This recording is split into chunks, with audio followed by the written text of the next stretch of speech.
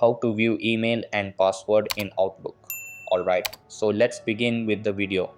First of all, open the Windows menu by clicking on the Windows icon at bottom left corner of the screen and search for Outlook.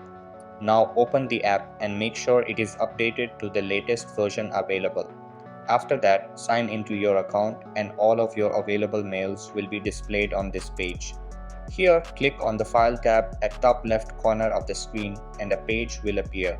Just make sure you are in the Info tab. After that, click on Account Settings and a drop-down will appear. Inside it, select Account Settings and a dialog box will pop up on your screen. Here, select the account you want to see the email and password of. Double-click on it. Now your email and password information will be displayed inside it.